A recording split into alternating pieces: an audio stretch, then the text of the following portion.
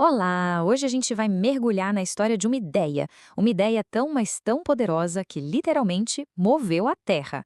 É isso mesmo. Vamos entrar na mente de Nicolau Copérnico para entender como a coragem dele de questionar o que todo mundo aceitava mudou para sempre o nosso lugar no universo. Por séculos, uma pergunta tirou o sono dos observadores do céu. Por que, afinal, alguns planetas parecem do nada andar para trás? Esse era um baita quebra-cabeça cósmico que ninguém, por muito tempo, conseguiu resolver de verdade.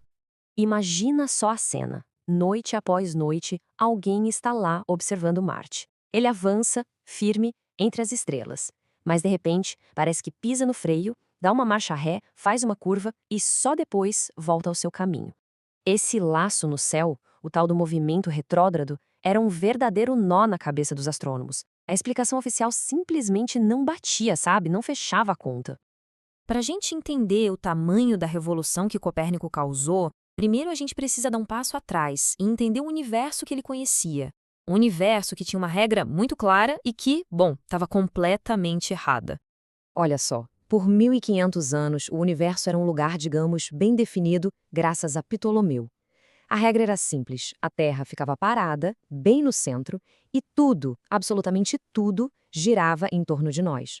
Era uma visão de mundo que nos colocava ali, no palco principal do cosmos. Bem confortável. Só que esse mapa do cosmos, que parecia tão elegante na teoria, começou a mostrar suas falhas. Quanto mais os astrônomos observavam o céu, mais eles percebiam que a realidade simplesmente se recusava a seguir o roteiro estabelecido. E como é que eles explicavam aquele movimento para trás? Bom, com um truque matemático chamado epiciclo. Pensa assim, é como uma roda gigante onde cada cadeira também está girando em seu próprio eixo. Era uma solução engenhosa? Sim, mas era incrivelmente complicada e, no fundo, artificial. Era basicamente uma gambiarra cósmica para fazer o modelo funcionar. Então Copérnico olhava para tudo isso e via as rachaduras aparecendo. As previsões do modelo antigo erravam o tempo todo e sempre do mesmo jeito. E outra coisa, por que Marte às vezes brilhava tanto e outras vezes parecia tão apagado? Nada disso se encaixava direito. O sistema estava quebrado na sua base. Frustrado com essa bagunça toda, Copérnico começou a buscar uma solução que não fosse só correta, mas que fosse bela, elegante.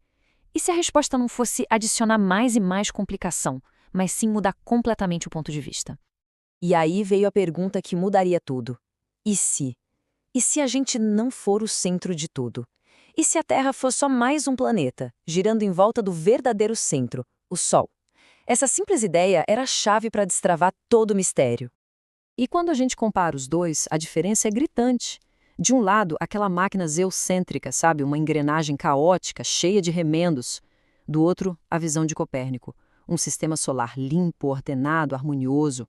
Ele não consertou o modelo antigo, ele simplesmente o trocou por algo infinitamente mais elegante. E com isso, o grande mistério do movimento retrógrado se desfez. Não era um laço de verdade no céu. Era só uma ilusão de ótica. Era o que acontecia quando a Terra, na sua órbita mais rápida e mais interna, ultrapassava um planeta mais lento e externo, como Marte. Simples assim. O problema era só nossa perspectiva. Mas veja bem, a matemática era a parte fácil. A parte realmente difícil era contar isso para o mundo. Porque a ideia de Copérnico não era só ciência, não. Era uma afronta a 1500 anos de tradição, de filosofia e de poder. Pensa nisso, por mais de 20 anos, Copérnico guardou essa verdade revolucionária só para ele. 2 décadas. Imagina saber que você tem a chave do universo, mas ter medo de girar a maçaneta. A pressão devia ser esmagadora. E os medos dele eram muito reais. De um lado, tinha o poder da igreja, cuja visão de mundo dependia de uma terra central. Do outro, a própria comunidade acadêmica, que provavelmente o veria como um louco por desafiar o que parecia óbvio para todo mundo. Ele corria o risco de ser taxado de herege ou, na melhor das hipóteses, de tolo. Foi um jovem discípulo dele, Reticus, que finalmente o convenceu a publicar. Ele então concordou em publicar sua obra-prima, Sobre as Revoluções das Esferas Celestes. E, numa daquelas ironias poéticas da história, dizem que ele segurou a primeira cópia do livro nas mãos no exato dia em que morreu, em 1543. A publicação do livro de Copérnico não causou uma explosão imediata, sabe? Foi mais como o início de um lento terremoto, um que abalaria os fundamentos da ciência e da filosofia por séculos. O que veio depois foi uma verdadeira cascata de descobertas. A ideia de Copérnico foi a faísca que acendeu outras mentes brilhantes. Kepler usou essa ideia para descobrir que as órbitas não eram círculos perfeitos, mas sim elipses. Galileu apontou o telescópio para o céu e encontrou provas concretas. E, finalmente, Newton chegou para explicar a força por trás de tudo, a gravidade. Foi um verdadeiro efeito dominó intelectual. No fim das contas, a lição de Copérnico vai muito além de planetas e estrelas. Ele provou que as verdades que parecem mais sólidas podem sim desmoronar. E que o verdadeiro motor do conhecimento é a coragem de fazer uma pergunta bem simples. E se a gente estiver errado sobre isso? E toda essa história nos deixa com uma pergunta inevitável. A revolução de Copérnico começou com a coragem de duvidar daquilo que todo mundo via com os próprios olhos todos os dias. Que verdade inquestionável da nossa época, seja na ciência, na sociedade ou até nas nossas vidas, pode estar só esperando alguém corajoso o suficiente para chegar e questionar.